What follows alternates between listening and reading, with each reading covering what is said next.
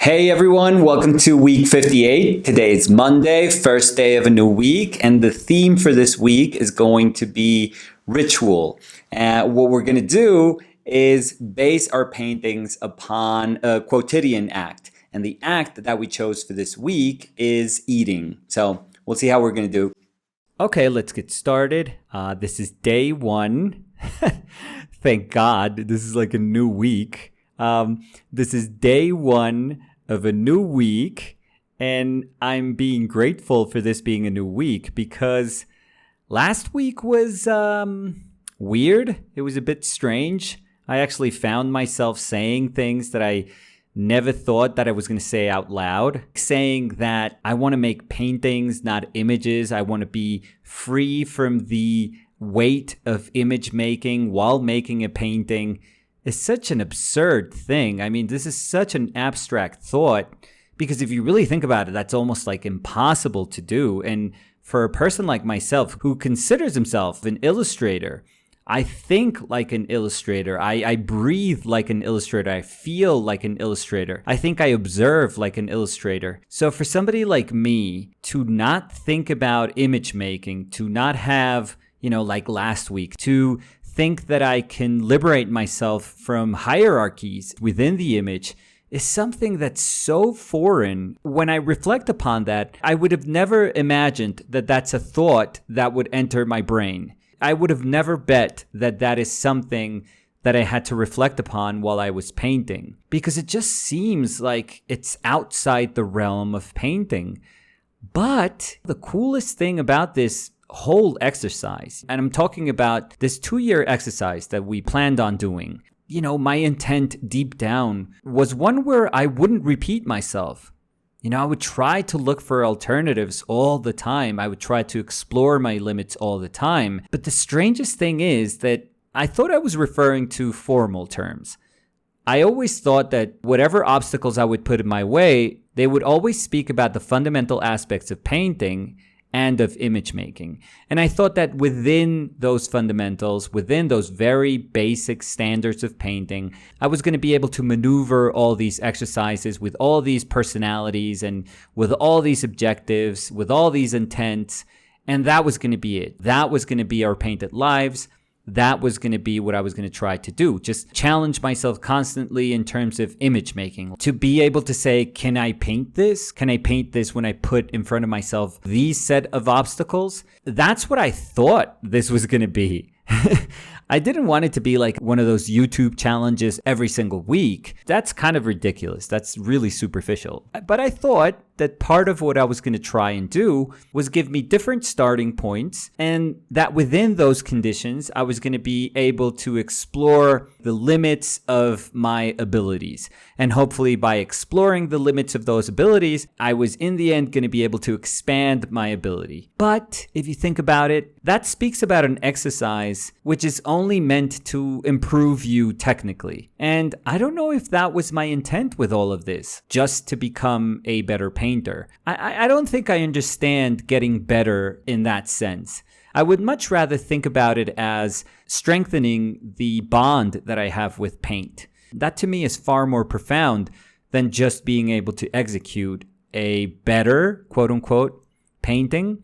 Because I can't define what a better painting is. I can spot better painters than me. I can spot them very, very easily. I can understand myself objectively, in this pantheon of painters. I know where I belong. I know the myriad of painters that are so much better than me. I mean, I'm never going to be as good as any of the people that I deeply, deeply respect. But I don't think this project was meant to be something that would enable me to get closer to them, that would in the end just spit out a better painter. I don't care about those things. I think I'm fine with the ability that I have. I've always thought that it's not that you're not pushing yourself, but you just get to a point where you just say, okay, this is good enough.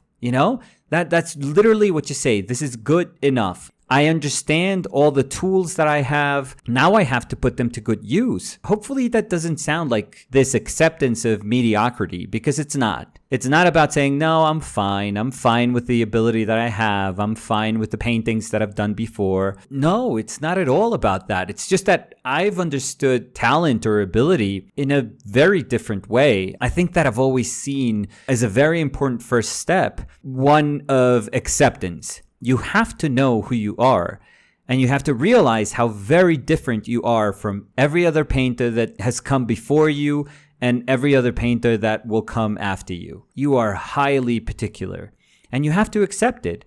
So I think that first moment where you say, okay, this is who I am. This is what my painting looks like. It doesn't mean that you have to paint like that for the rest of your life. No. But maybe it means that we have limits, that life is just about understanding that we do have limits. I mean, there's extraordinary people whose limitations go far beyond our limits.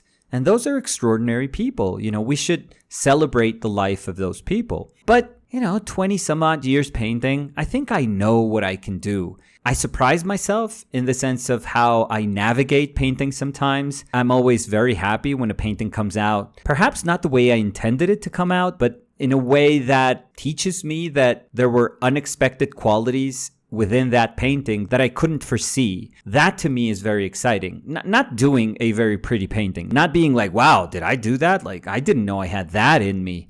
No, it's not about that. I guess this is just a very long-winded intro in trying to say that I was pleasantly surprised by where my thoughts took me last week. And I'm not sure if people want to hear those things. I don't know if that's what they expect from this YouTube channel or from this project. I don't know if there's a lot of people out there saying like, I just want you to teach me how to paint and that's it. But in my mind, like, this is painting. All these thoughts that accompany painting, that is what painting is. The easiest thing about painting is just knowing how to paint. I mean, that'll take some time and for sure takes a lot of effort. That's hard work. But in the grand scheme of things, that's only like a couple of years. And in a couple of years, you can teach yourself everything you need to know about painting. And after that, it's just unearthing these very magical aspects of painting that are grown from fundamental things. There are things that you're meant to understand and untangle, but the toughest thing will always be to accept our own intent, to identify what it is that we're feeling and how that can be translated into painting. That is going to be our whole lives. That is just a magical place to navigate. And I think that's what happened last week. I think I was just letting my mind be free, and I was trying to rationalize why what I expected to happen when I had set myself an objective didn't happen and something entirely different happened. That I thought was fascinating. And it was just me coming to terms with realizing what was going on and then saying, okay, let's use this. This is not what I thought the week was going to be about, but let's go with it. That's the only thing we could do. I'm talking about all of this because I was left with the sort of enigma from last week of how my figure relates to the space that I hope it inhabits. Because I have these high hopes of my figure being affected by the space and in turn also affecting the space. So the best way to understand it would be imagining a figure that is conscious about the effect that the space is having on them, but also they're conscious of their ability to also have an effect on that same space. So it's a very nice kind of, not power struggle, I would say. This is not about figure or space trying to be the champions of the painting, where does the hierarchy lie? No, this is almost like an exchange. This is almost like inhaling, exhaling. There is a relationship, a constant living relationship going on all the time throughout the painting. And I think I'm searching for that, but I think that that's a very tough thing to look for because it's not about somebody in a room sitting down, on a chair, and that's about it. That's all you have to do to activate the relationship between the things that are part of the space, as the chair would be, and the figure, the person, the human being inhabiting that space that would be sitting on that chair.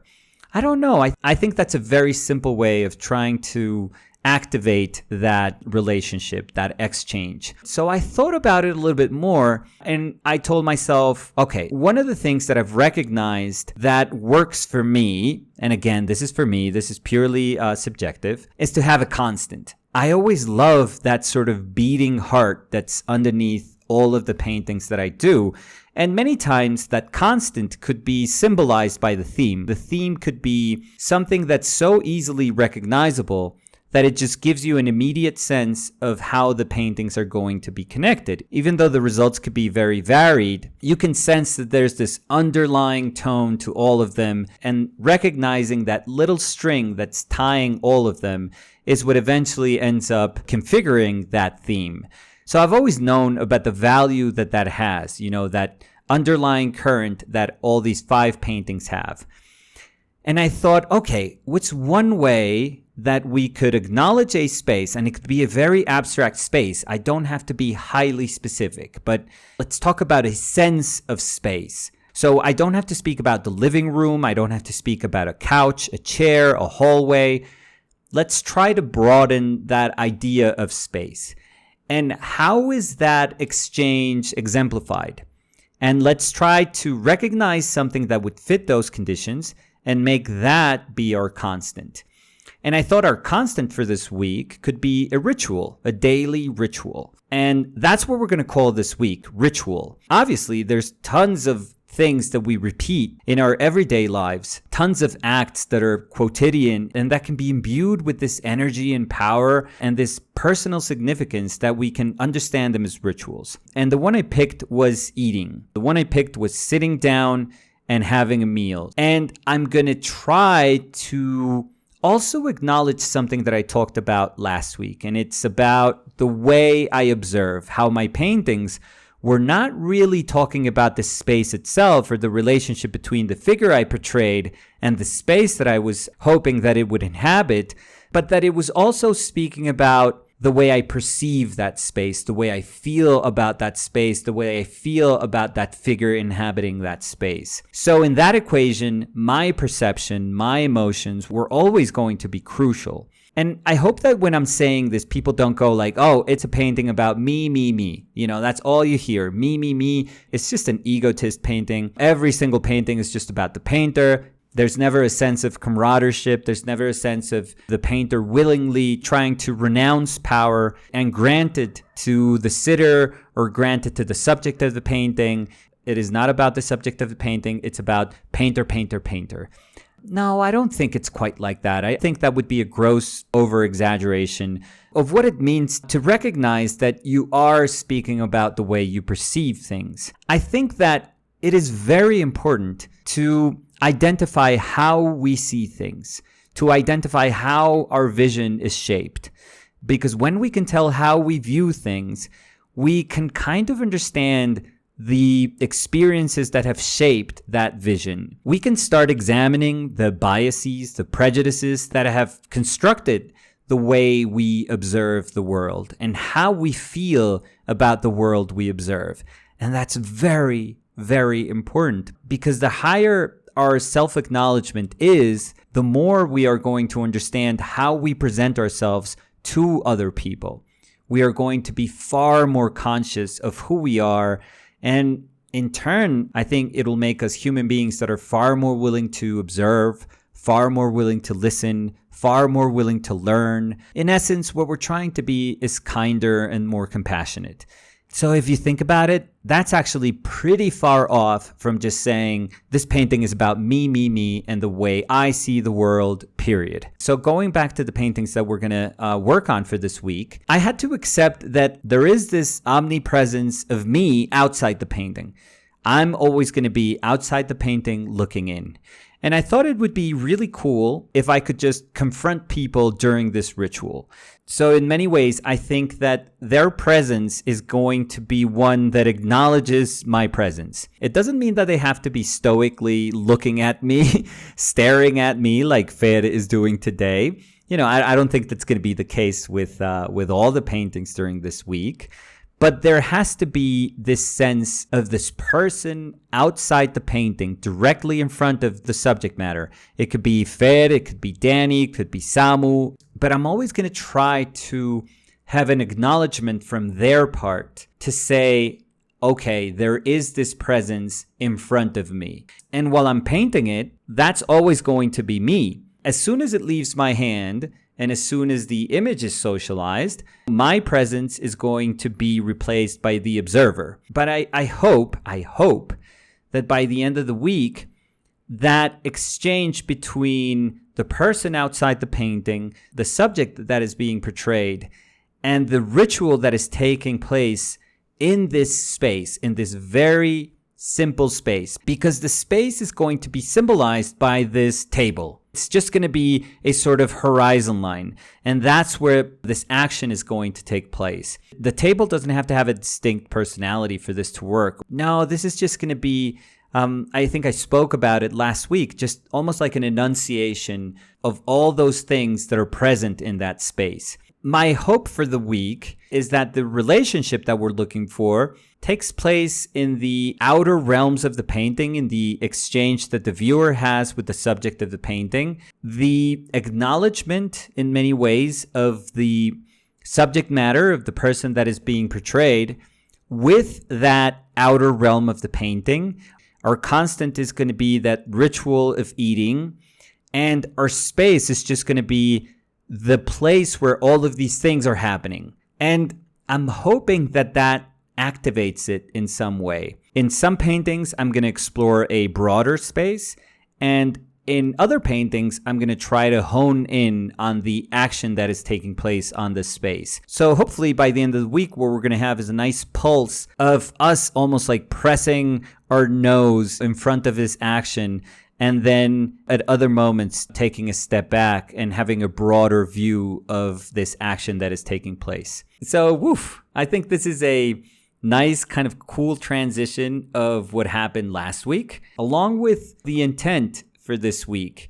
And I think it's going to be very interesting. So that's going to be it for today. Remember, tomorrow, Spanish Tuesday, brush up on your Spanish. And I'll see you guys tomorrow, where we can hopefully explore a little bit more this action that is being spurred by the exchange between viewer, between subject matter, and all kind of anchored by this ritual that takes place. So I'll see you guys tomorrow. Thank you for hanging out. Bye.